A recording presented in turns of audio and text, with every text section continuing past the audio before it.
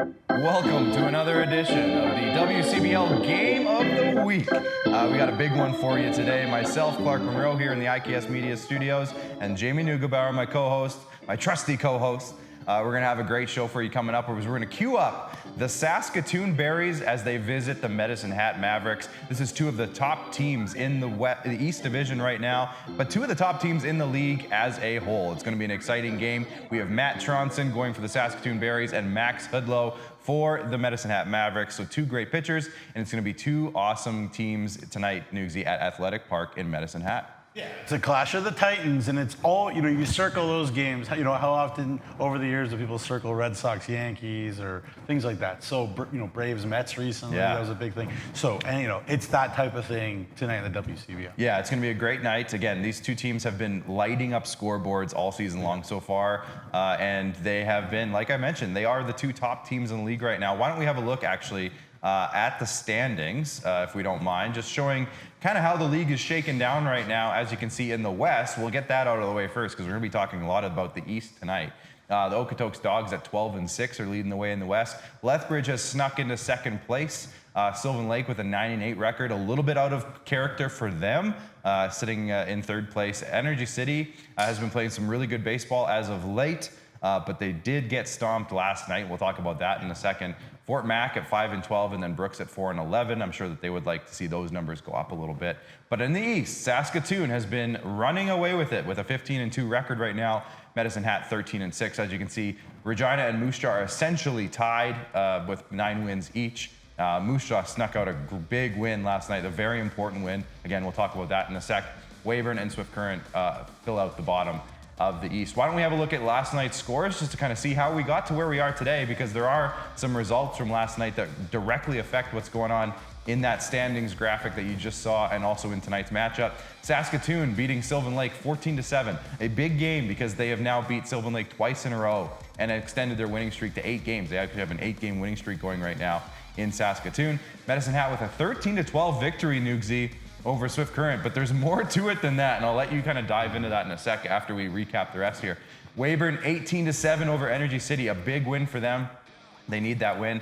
Okotoks a 7-1 win over Fort Mac. Lethbridge beat Brooks 10-1, and Moose Jaw a thriller in a walk-off win over the Regina Red Sox, as I mentioned, putting them in a tie essentially for third place in the standings. In the East, Nugsy, can you tell me a little bit more about that Medicine Hat 13-12 win? Because on the surface, it seems like it was a close game, and it was, but in a weird way. Well, look, how many times have you said it? I'm sure everybody who's watched the WCBL says, you never leave a WCBL game because anything, can happen. It was, what is it, 13-2 going to the bottom of the 7th inning. Yeah. 13-2. So you're thinking this is in the bag. And you just looked at the schedule, and certainly every team is good. The parity in this league is intense for the most part. Yeah. So not that Swift Current is a pushover, but they're not Saskatoon. Yeah, Saskatoon. So they put Medicine Hat. Or Medicine Hat. Yeah. They put a double-digit spot on an elite team like the Medicine Hat team. Now, Medicine Hat can hit. Mm-hmm. We've seen that. We've seen them give up runs, too, this year. Yeah. There's maybe one complete team in the league, we'll be honest. Yeah. But that's why you never leave the WCBL games. Yeah, and so obviously going from 13-2, making it 13-12, and then two and a half innings basically of no score baseball to end that game off. So a thriller if you were at Mitchell Field in Medicine Hat at Swift Current last night. It was a great game to be a part of, and I'm sure the home crowd, despite the loss, did go home feeling like they got their money's worth with that one, because that would have been a fun game to see. Yeah. Nugsy, why don't we have a look around the league a little bit before we kind of fine-tune our attention into tonight's matchup between Saskatoon and Medicine Hat. Let's have a look at the league leaders right now in hitting. As you can see, our boy Carter Roth from last week, his average has dipped by about 50 points, Nugsy. Is it time to hit the panic button for Carter Roth and the Medicine Hat Mavericks? Probably not. But as you can see, Carter Roth, we'll talk about him in a little bit because he will be a featured member of tonight's game. And then 3 members of the Berries, ABM Medina, Carter Beck, and Corey Wooters down there in the middle with some unbelievable numbers as well, Nugsy. Yeah, I mean, I said maybe there's one complete team in The league, that is the Saskatoon Berries. The Medicine Hat has a lot of exciting guys to watch as well. The guy that I'm really paying a close attention to is Micah Dvorak for Medicine Hat. But there's a lot of guys to pay attention to as well. So it's going to be a high-octane offensive night. It should be. It's lining up to be a great offensive night. Why don't we look at the home run leaders, because there are a few more members of the Medicine Hat Mavericks on this list. As you can see, Tyler Vanesti, he was at the top of the list for a while. He hasn't hit a home run in about a week and a half. So he's been stuck at 4. Evan Morrison had a great start to the year. I believe he's a hometown kid for Medicine Hat, so he has 4 home runs. And Adam Volcano, part of the Volcano family. There's more than one of them on this team to watch out for. They're all very talented players. He's also at 4. But like you mentioned, Micah Dvorak, also I think he's at 3 right now. Yeah. He's had a great season. Big also. RBI year. Yeah. Ethan Murdoch has also had a big RBI year. Yes. And 3 hits again. Last night, that Ethan Murdoch guy, he doesn't just have power. Yeah. He's got an eye. He hits it all over. He sprays it all over. Talk about complete hitters on this Saskatoon team. They got a bunch he's of as them. Mature. I mean, they're old. Like, they're mature. Yeah. And we talk about old. What does that mean? But a couple more years of college baseball for this guy versus that guy makes a big difference. Huge difference. Timing, just comfortability, confidence, everything like that. And one guy who wasn't on that list, the home run leader list, but is right there, is also Carter Beck, as we mentioned. He had a big start, and he's been hitting the ball really, really well, but just hasn't quite hit the home run ball in a week and a bit. And my last point about Murdoch is, who doesn't love the movie We Are Marshall? Yeah. And he's from Marshall University. There you go. He's Marshall Who doesn't University. love We Are Marshall? Yeah, exactly. So there you go. There's a quick look at the hitting around the league. Why don't we look at the pitchers as well, just to kind of get a sense of who's who and who's where. So we'll take a look at the pitching leaders now, and we can see Levi Abbott. He's the reigning player of the week in the WCBL after 2 amazing starts last week, including 19 strikeouts in 13 innings.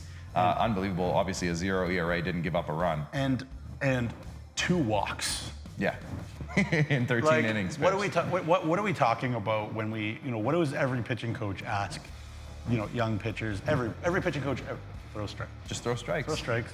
Yep. Levi Abbott, 2 walks. 2 walks. In 13 That'll innings. do it. That'll do it. That'll do it. It will. And there's obviously 3 members of the Regina Red Sox, so you have to think that the Red Sox family right now is pretty happy in terms of their pitching performances. Yeah. So it's been, and Ian Heck is one kid that we love to point out, just because he's the Shohei Ohtani. He also hits, and he has a 188 ERA, so a solid player there.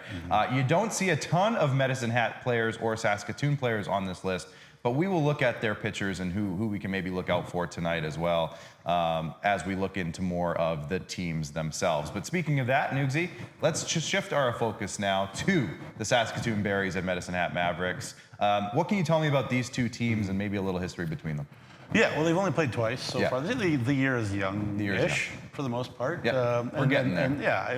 It was June 10th and 11th in Saskatoon, and the Berries won both. One was 7-1. It wasn't that close. The next night, Medicine Hat made it a lot tougher. Who is going into Saskatoon and having a nice time? Nobody so far. Obviously, Mr. Hudlow's not going to say. Or Mr.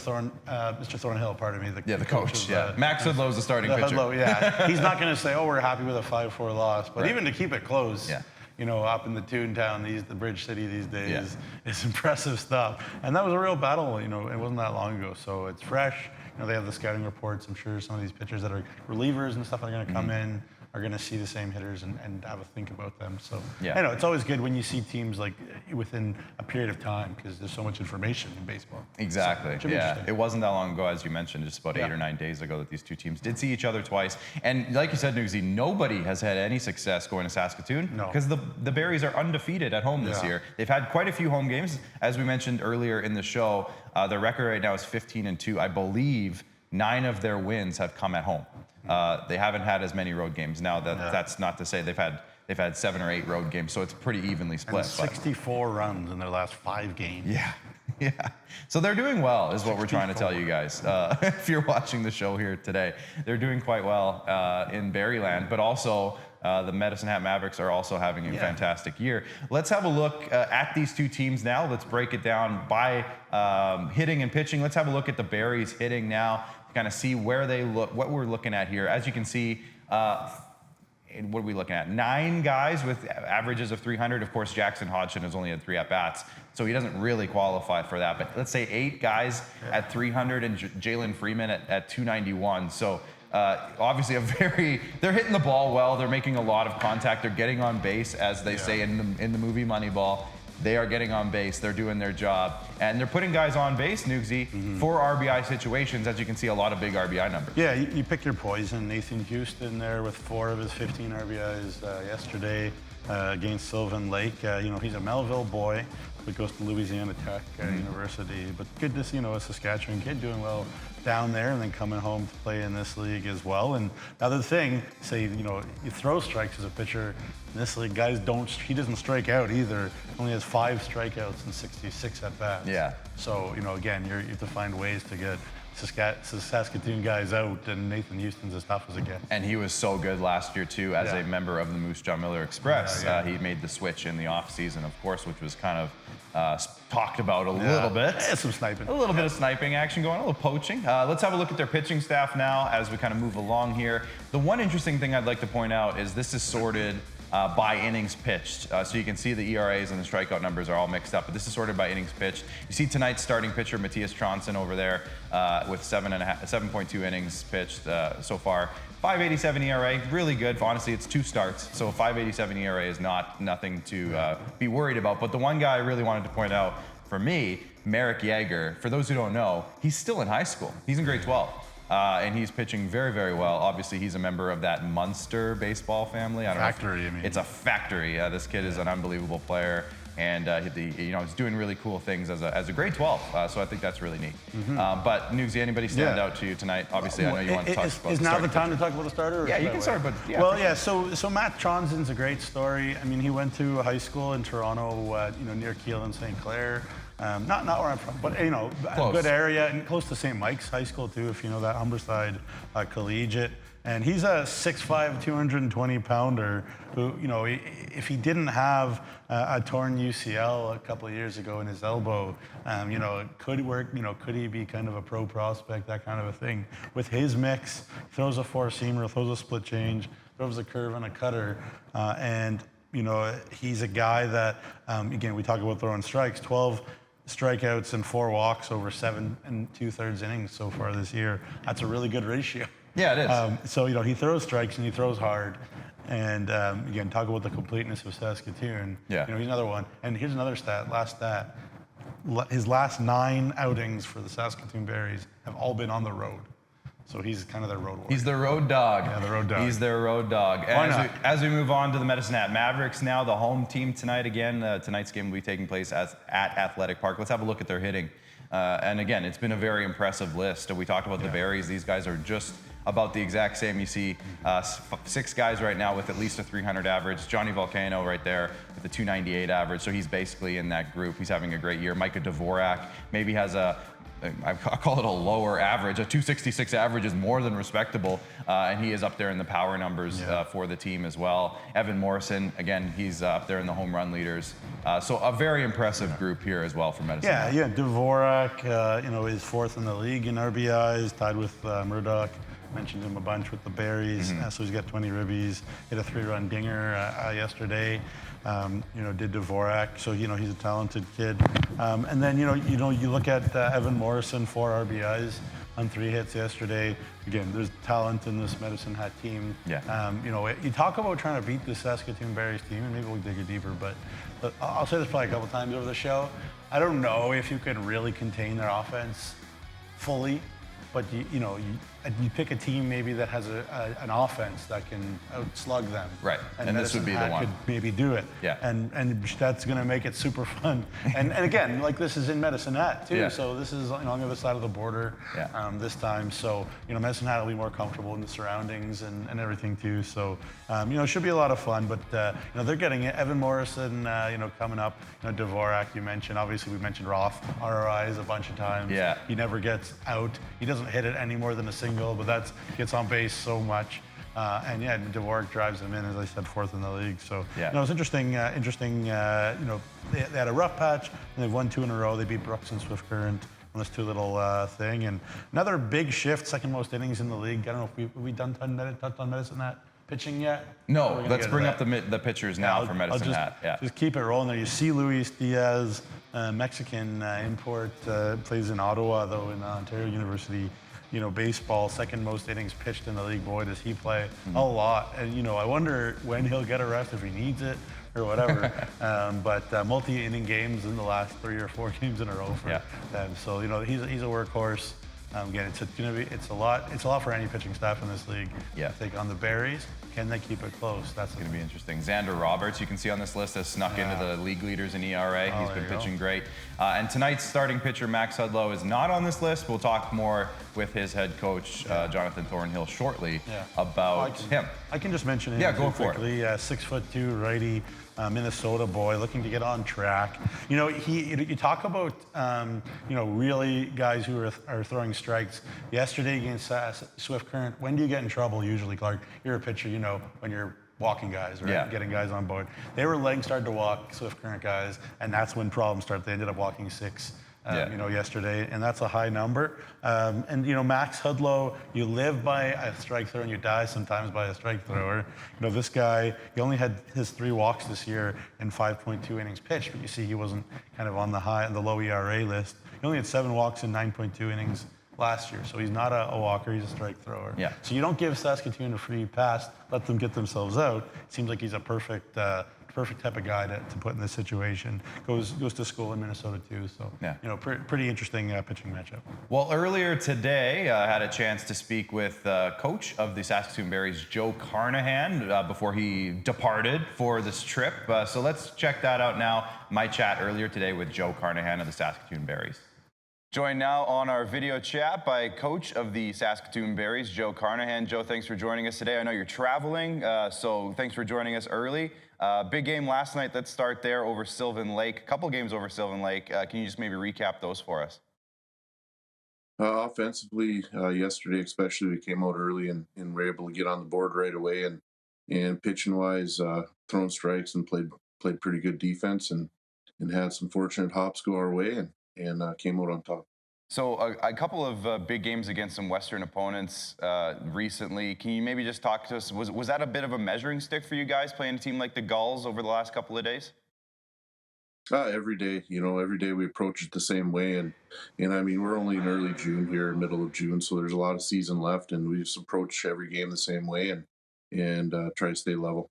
So obviously off to a great start this year, 15-2 on the season. But more impressed for me, anyways, is the undefeated start at home. What's been the key to success at Next Gen Patch at Cairns Field so far this season for you guys?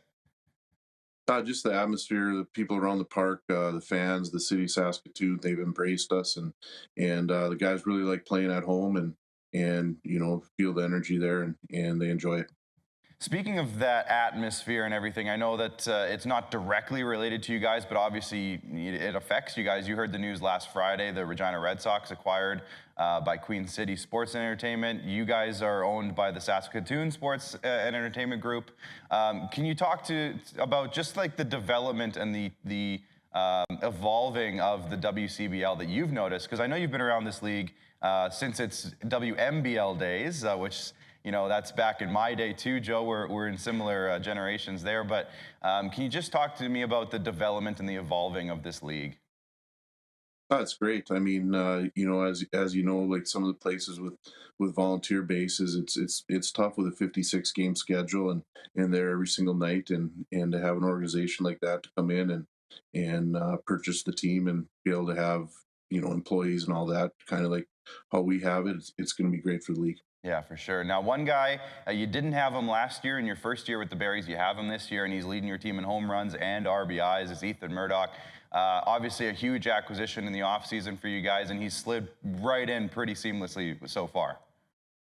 Yeah, he's been doing a great job. I've known Ethan since he's about 7 or 8 years old, and he used to be bat boy when I was coaching in Swift and stuff, and been able to work with him in the off seasons as he was, going through grade school and high school, and just to see him develop over the years. And the biggest thing with him is just his day-to-day process, his work ethic, and he's worked hard, over a long period of time, and he's, getting the benefit of that.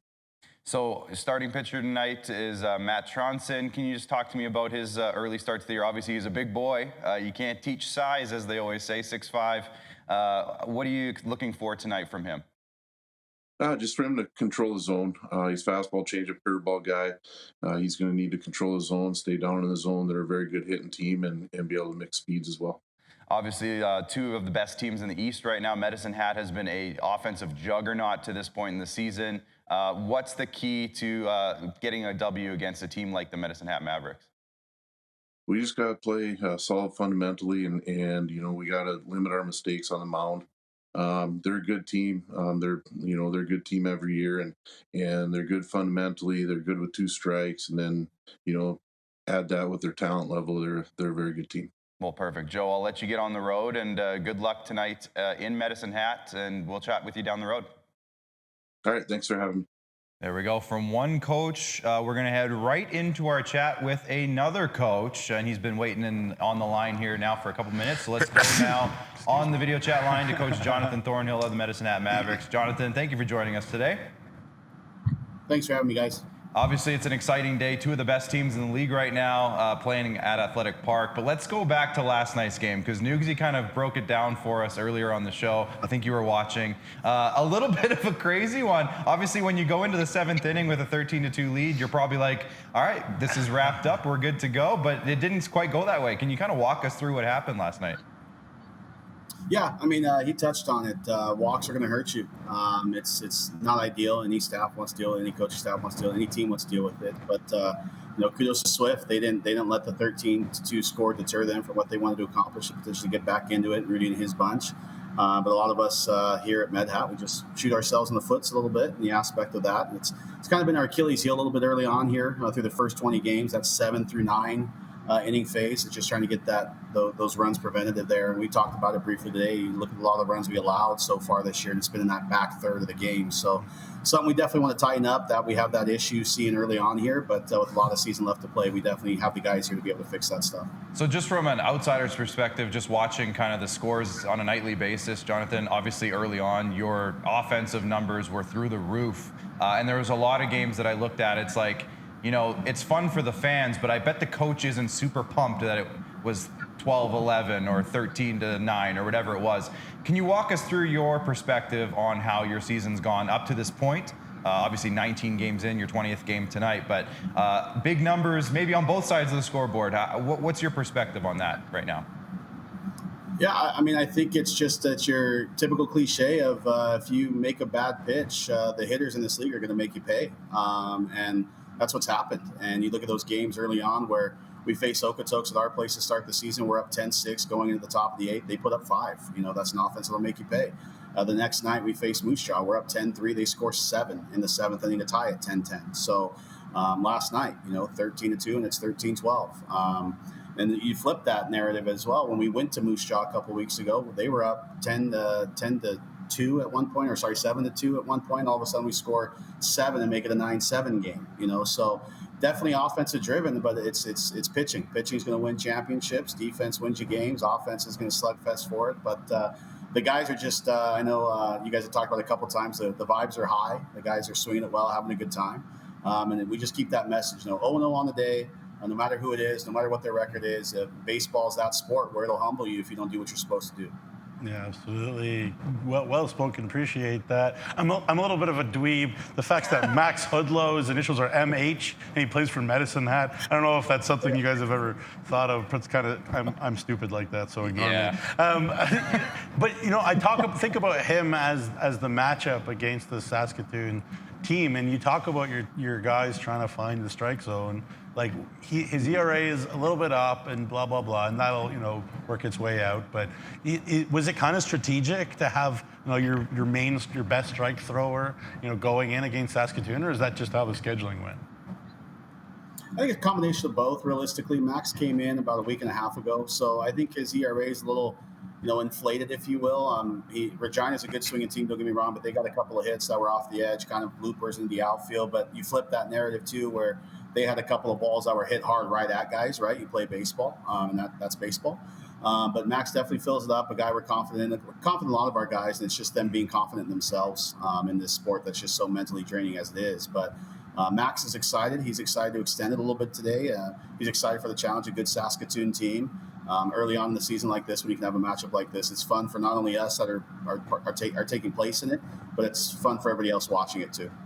Yeah, for sure. Now, obviously we love to kind of bring up, a guy like Connor Roth, who seems like he's the kind of Moneyball modern baseball player because he just knows how to get on base.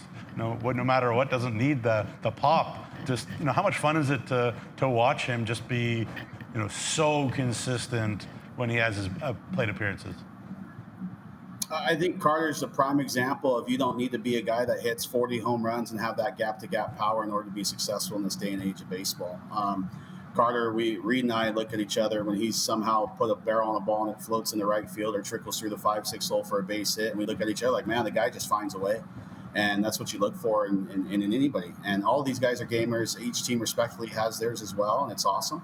But he definitely finds a way for sure. And he's not your, like you said, typical guy that's going to be gap-to-gap power, but he makes it tough on you in the box, as pitchers would have seen up to this point. So he's enjoying it. He's loving it. We had a good 30-minute conversation. His story's a good one.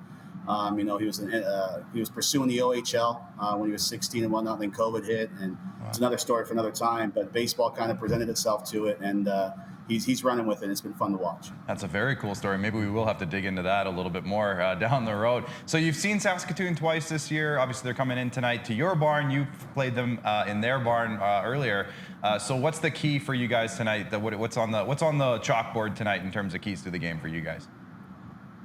I think staying loose. This is the number one important thing going to whether you're the underdog or supposed to be an even match, or you're just supposed to beat the brakes off of the other team. It's just stay true to you.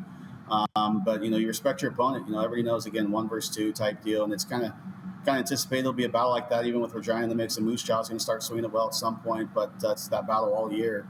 But just pitchers throwing strikes, fill it up. If hitters are going to get themselves out 90% of the time, is the message that we talk about too off the field. We love our hitters. I work with hitters. Reed works with hitters, but hitters are dumb and chase some stupid pitches sometimes. So it's going to happen. So just trust your stuff, have fun with it, and enjoy it. It's fundamentally sound team over there in Saskatoon. Joe does a great job. They got a lot of good hitters, a lot of good pitchers. I think it's a good balance of both. A good matchup, a good mirror reflection in both aspects, and I think both teams are just having fun with it, and that's what's carrying the both success for both. Love that. Well, I think the quote of the interview is going to be "Hitters are dumb" from Jonathan Thornhill. We'll put that on a graphic. Clark is a good sort of senior men's pitcher here in Regina, so he's lighting it up. So he knows. Yeah, well, you got it. I've seen the lineup. My motto. First base. Yeah. My motto last night. I wasn't anticipating pitching last night in our senior men's game. My motto was just like, let them hit, because I was just I'll just. But throw you didn't strikes, give up let any them runs, hit. so yeah, no, it worked out. Anyways, Jonathan, enjoy the game tonight. Good luck, and we'll chat with you again down the road. Thanks, guys. Appreciate it. All right, there's Coach Jonathan Thornhill of the Medicine Hat Mavericks. We talked to Joe Carnahan earlier, so we have perspectives from both sides of the field tonight. Nugsy, what are your final thoughts on the game? Keys to the matchup tonight? Yeah, again, if you're Medicine Hat, enjoy this. The number one team in the league is coming into town. Take that personally. Embrace that, though. Don't be scared. Enjoy it. The pitcher's got to keep it close. Give those bats for Medicine Hat an opportunity. Saskatoon doesn't need any sort of tip or key to the game. Yeah, just play. They are just a behemoth in this league right now. Yeah. They don't look like they can be stopped. But what an opportunity. You're bringing them into your home if you're Medicine Hat. Enjoy that opportunity, that challenge, and if you're a fan at home, this is a game of the year. This is a must watch. Yeah. This is you couldn't have scripted it better. If you're in the Medicine Hat area and you don't have tickets and you're watching this broadcast right now and you have time to get to the ballpark, do it. This is going to be one of those games where I think we talk about it for a little while. It's going to be a great game. So we're going to throw now to the broadcast, and it's going to be Truman Bartman on the call in Medicine Hat at Athletic Park for Clark Monroe here and Jamie Neugebauer, the guys in the back here at the IKS Media Studios. Enjoy the WCBL Game of the Week between the Saskatoon Berries and Medicine Hat Mavericks. Truman, take it away.